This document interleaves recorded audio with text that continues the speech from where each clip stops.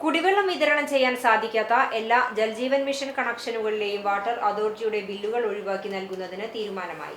Chavakkad PWD rest ഹൌസിൽ NK Akbar MLA അധ്യക്ഷതയിൽ ചേർന്ന ജൽജീവൻ മിഷൻ ഗുരുവായൂർ നിയോജകമണ്ഡലം പ്രവൃത്തികളുടെ അവലോകന യോഗത്തിലാണ് തീരുമാനമായത്. ഇതിനാവശ്യമായ നടപടികൾ സ്വീകരിക്കാൻ വാട്ടർ അതോറിറ്റി എക്സിക്യൂട്ടീവ് എഞ്ചിനീയറെ ചുമതലപ്പെടുത്തി.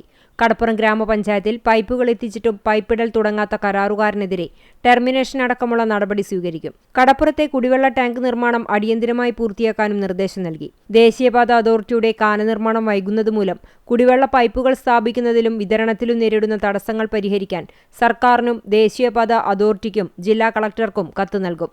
ദേശീയപാത നിർമ്മാണം പൂർത്തീകരണ ഘട്ടത്തിലായതിനാൽ കടപ്പുറം പഞ്ചായത്തിലെ വാട്ടർ ടാങ്കിലേക്ക് ദേശീയപാത വഴി പൈപ്പിടുന്ന നടപടികൾ വേഗത്തിലാക്കണം. ദേശീയപാത അതോറിറ്റിക്ക് അടയ്ക്കാനുള്ള 3.98 കോടി രൂപ അടിയന്തരമായി അടയ്ക്കാനും തീരുമാനിച്ചു. ഒരുമനയൂർ വാട്ടർ ടാങ്ക് ജൽജീവൻ പദ്ധതിയിൽ ഉൾപ്പെടുത്തി നിർമ്മിക്കാൻ ടെൻഡർ കഴിഞ്ഞെങ്കിലും സർക്കാരിന്റെ തുടർ നിർദ്ദേശം ലഭിച്ചിട്ടില്ല.